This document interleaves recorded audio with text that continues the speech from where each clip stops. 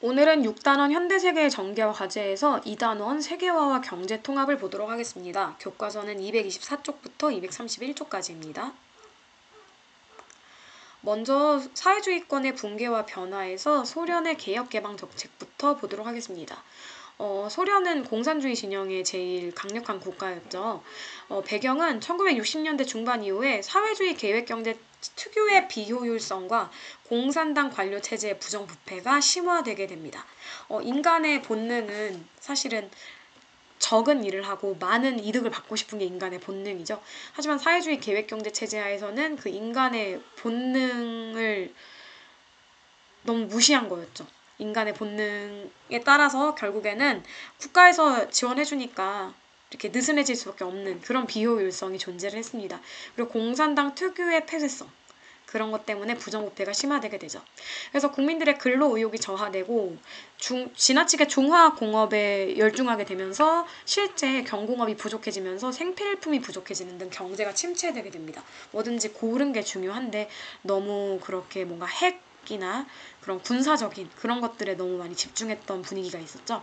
그래서 고르바초프가 새롭게 이제 소련의 대표가 되면서 페레스트로이카라는 정책을 추진하게 되는데요. 고르바초프는 1985년 집권을 시작해서 개혁 개방 정책을 추진하게 됩니다. 사회주의 체제의 전면적인 개혁 시도를 했던 거였고, 정치적으로는 언론의 자유와 비판을 허용하면서 표현의 자유를 확대하고, 경제적으로는 중앙정부의 통제를 완화해서 시장경제 요소를 도입하는 거였습니다. 하지만 이런 페레스트로이카로 인해서 소련을 구성하던 여러 공화국들이 독립움직임을 시작하게 되고 결국에는 소련이 붕괴되고 느슨한 예전에 소비에트 연방과는 달리 느슨한 연합체였던 독립국가연합 CIS가 결성되게 됩니다. 그래서 이 사람이 고르바초프고 고르바초프가 페레스트로이카 정책을 추진했던 내용이 사료로 이렇게 담겨 있습니다. 자, 그러면 동유럽의 변화와 독일의 통일 보도록 하겠습니다. 고르바초프가 서구와의 긴장 완화와 군비 축소, 그러니까 군사력을 좀 줄이는 거죠. 불필요한 돈이 군사에 너무 몰빵되는 걸 줄이는 거잖아요. 그래서 그렇게 군축에 합의하면서 동유럽의 민주화 운동에 군사적으로도 개입하지 않겠다고 선언을 하게 됩니다. 그래서 폴란드, 헝가리, 체코슬로바키아 등이 민주화 운동을 통해 정권을 교체하게 되고 자본주의 체제를 수용하게 됩니다. 그리고 독일도 베를린 장벽이 붕괴되면서 동독과 서독이 통일되게 되고 결국에는 이렇게 동유럽과 독일이 그 소련의 체제하에서 벗어나게 되면서 사회주의권이 붕괴되고 냉전 체제가 종료되게 됩니다. 요거는 독일의 통일 과정인데요. 서독의 빌리 브란트 총리는 이제 동방정책이라는 걸 추진을 했어요. 그래서 이렇게 이게 정말 역사적으로 의미 있는 사진이거든요. 이 사람 빌리 브란트 총리가 유대인 학살을 사죄하는 모습, 무릎 꿇고 사죄하는, 이게 계획된 게 아니라 갑자기 이루어진 거라서 굉장히 전 세계적으로 굉장히 파격적인 사건이었거든요. 그래서 이렇게 동방과 잘 연결해서 좀 사이좋게 지내겠다라는 게 동방정책이라고 볼 수 있고, 그 다음에 이제 1980년대에 동독의 라이프치히에서 우리도 민주적인 사회에 살고 싶다. 왜냐면 동독은 굉장히 폐쇄적이고 비밀 경찰들이 많은 지역이었거든요. 그래서 라이프치히 월요 시위가 시작되면서 이게 거의 한 10년 가까이 지속이 되면서 이렇게 베를린 장벽의 붕괴로 이어지게 되는 겁니다. 평화적인 시위가 베를린 장벽 붕괴로 이어졌다라는 거죠. 그래서 라이프치히 월요 시위는 굉장히 중요한 사건 중 하나입니다. 자, 그리고 중국식 사회주의 경제와 개혁개방 정책, 중국의 경제개방에 대해 배워보도록 하겠습니다. 대약진 운동을 한번 볼 건데요. 1950년대 말 마오쩌둥이 중국식 사회주의 경제를 주장하면서 농촌을 중심으로 추진한 운동이 대약진 운동입니다. 하지만 이 대약진 운동에는 마을에서 그 비전공자들, 비기술자들이 철을 녹여서 철을 만들어내는 거. 근데 철이 굉장히 만드는데 어려운 거거든요. 그 공기의 차단도 굉장히 중요하고 이런 과정이 필요한데 무리하게 철을 생산해내는 운동 그런 것 때문에 그 말도 안 되는 똥철이라고 해요. 똥철들이 만들어지면서 농기구로 쓰일 수도 없는 수준의 굉장히 말도 안 되는 철이 만들어지게 되면서 대약진 운동이 실패하게 되고, 그리고 대약진 운동의 하나 중에 제4해 운동이라고 해서 이제 4가지의 해악을 없애는 운동 이런 게 있었거든요. 근데 그 중에서 이제 참새가 그 별을 쪼아먹으니까 참새를 잡자라는 운동이 있었어요. 근데 참새를 너무 많이 잡다 보니까 이 참새가 잡아먹던 메뚜기가 너무 때로 몰려다니면서 오히려 참새가 있을 때보다 메뚜기가 있는 걸로 인해서 농촌이 더 황폐화되는 거죠. 농경지가 더 황폐화되는. 그러니까 이런 되게 좀 말도 안 되는 너무 무리한 계획과 자연재해로 인해서 실패를 하게 됩니다. 그래서 이 대약진 운동에 대한 책임을 마오에게 묻게 되는데요.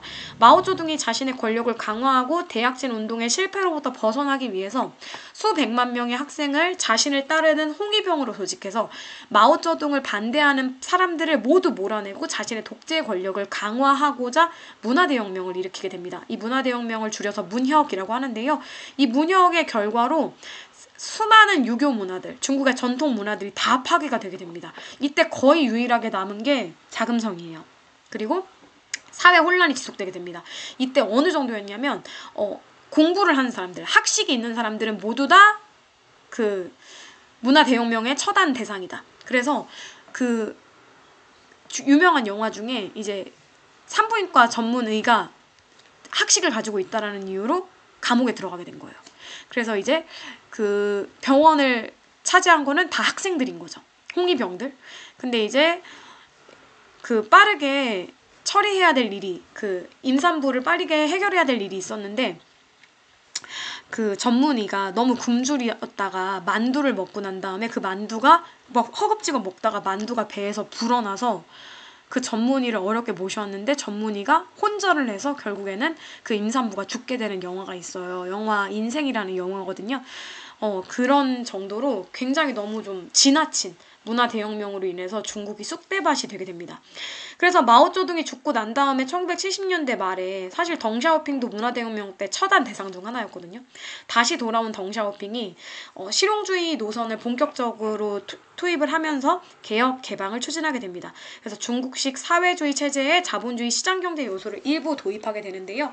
1980년대부터 중국 그 해안가, 연안지방, 해안가 지방에 광저우, 푸저우, 상하이 등 경제특구가 지정되면서 외국 자본과 기술을 적극 수용하게 되고요. 기업의 자율적인 경영을 보장하게 되고 수출주도형 경제발전 전략을 추진하게 됩니다. 그 결과 오늘날의 중국, G2에 해당되죠. 미국 다음으로 가는 급속한 경제 성장이 이루어졌지만 여러 사회 문제, 뭐 환경오염, 그리고 빈부격차 이런 사회 문제가 발생하게 되고 이렇게 경제적으로 발전한 국가에서 오히려 정치는 독재가 여전히 지속이 되고 있죠.天安門 사건으로 민주주의가 후퇴했습니다. 자, 홍위병. 수백만 명의 학생들로 이 사람들이 빨간 수첩들을 들고 다녔거든요. 마오의 어록이라면서. 그래서 마오쩌둥을 지지하면서 정말 중국을 쑥대밭으로 만듭니다. 이 홍위병의 그런 문화대혁명의 그런 민족문화 파괴가 오늘날까지도 이어지고 있거든요. 조금 좀 확대 해석을 하면 중국이 오늘날의 우리나라의 문화를 다 자기네들이 거라고 하는 게 이 홍위병이 말살시킨 전통 문화가 다 사라져서인 것이 아니냐라는 해석도 있을 정도예요. 그리고 중국이 이렇게 덩샤오핑의 실용주의 노선으로 이렇게 경제적으로 굉장히 발전한 모습 보이죠? 덩샤오핑이 굉장히 유명하게 남겼던 말이 있습니다. 그게 바로 흑묘백묘론인데요. 검은 고양이든 흰 고양이든 쥐만 잘 잡으면 된다. 그러니까 자본주의든 공산주의든 뭐든지 상관없이 우리 중국 인민들이 잘 살면 제일이다 라는 실용주의 노선을 표현하는 굉장히 유명한 말입니다. 그렇지만 빈부격차가 지속되고 있고 성별로 중국에 여러 성들이 있는데 성별로 이렇게 차이가 굉장히 많이 나요. 하위 5개 지역과 상위 5개 지역의 차이가 엄청나게 나고 그리고 개혁개방이 시작되면서 민주화 요구도 높아졌는데 오사운동 여러분 배웠죠?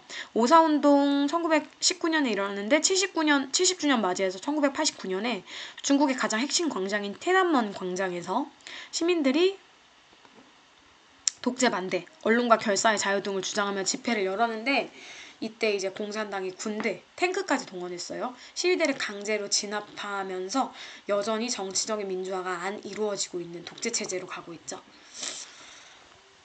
자, 그리고 이제 유럽연합과 경제통합입니다. 유럽이 2차 세계대전 이후에 사실 두 차례의 세계대전에서 가장 큰 피해를 입은 게 유럽이었잖아요. 그래서 유럽은 더 이상 전쟁은 안 된다. 영원한 평화 정착을 위해서 유럽을 통합하자라는 배경이 등장하게 됩니다. 그래서 유럽 석탄철강 공동체 ECSC부터 만들어지게 되는데 프랑스, 독일, 벨기에 등 6개국이 참가해서 일단은 석탄이랑 철강을 좀 같이 뭔가 생산하고 같이 뭔가 하자 이런 움직임이었겠죠. 산업에 가장 필요한 게 석탄과 철강이니까요. 그리고 난 다음에 유럽 국가 간 관세 정벽을 철폐하고 자본과 노동의 자유로운 이동을 추구하는 EC, 유럽 공동체가 만들어지게 됩니다. 그리고 난 다음에 냉전이 완화되게 되면서 동유럽 국가들이 막 새롭게 생겨났잖아요. 이들이 자본주의 시장 경제를 수용하고 독일도 통일됐잖아요. 그러면서 마스트리히트 조약이 만들어지게 되는데 이거는 유럽연합 조약이라는 명칭을 갖고 있는데요. 회원국 간 경제랑 화폐도 통합하고 외교도 공동으로 하고 안보도 공동으로 하고 국내 질서 유지 및 사법에 관한 협조를 추구하는 조약입니다. 이 조약을 통해서 1993년에 유럽연합 EU가 출범하게 되고 유럽중앙은행 유로화가 도입되면서 정말 끈끈한 형태의 통합이 이루어지게 됩니다. 이런 과정이에요. 자, 그래서 이제 유럽연합이 이렇게 튼튼하게 만들어지게 됨에 따라서 여러 가지 경제협력체가 만들어지게 됩니다. 뭐 아시아 태평양 경제협력체, 여러분 잘 알고 있는 에이펙, 얼마 전에 우리나라에서 에이펙 회의가 있었죠. 그리고 나프타, 북아메리카 자유무역협정, 아세안, 동남아시아 국가연합, 그리고 남아메리카 국가연합, 그다음 아프리카 연합 이런 것들이 있습니다. 자, 신자유주의와 세계화 배워보도록 하겠습니다. 신자유주의는 이제 1960년대쯤에서 70년대로 가면 사람들이 이제 너무 국가적인 그런 지원 이런 걸로 인해서 되게 자본주의의 본질이 좀 퇴색되어가는, 그러니까 자본주의가 너무 지나치게 경쟁만을 추구하기 때문에 여러 가지 국가의 지원 같은 것들이 있었잖아요. 근데 그런 걸로 인해서 국가 개입이 지속되니까 오히려 자유로운 시장 경제가 안 이루어진다라는 분위기가 만들어지게 돼요. 가장 대표적인 게 영국병이라는 개념이거든요. 그래서 우리 다시 새롭게 자유로운 시장 경쟁을 강화하면서 세계 경제 위기를 좀 극복해보자 라는 배경으로 만들어지게 되는 개념이 바로 신자유주의입니다. 국가 개입 최소화하고 시장 경쟁을 강화하는 거죠. 그래서 이를 대표하는 사람들이 바로 영국의 대처, 여자 총리였어요. 미국의 레이건 대통령 정부라고 볼 수 있습니다. 내용은 자유무역 강화하고 시장 규제를 완화하고 국영기업과 자산을 민영화하면서 경쟁 체제 강화하고 사회복지 비용에 너무 많은 돈이 들어가니까 국가에서 적자다. 이런 거 비용 줄이자라는 그런 개념이 바로 신자유주의거든요. 신자유주의는 1990년대 이후에 사회주의권이 붕괴되면서 점점 더 불붙게 돼요. 그래서 국제통화기금 IMF, 세계무역기구 WTO 등의 국제기구가 세계적인 영향력을 갖고 이게 신자유주의랑 다 관련 있는 개념이라고 볼 수 있거든요. 다국적 기업이 세계 경제에서 차지하는 비중이 점점 커지는 세계화도 빠르게 진행되고 있습니다.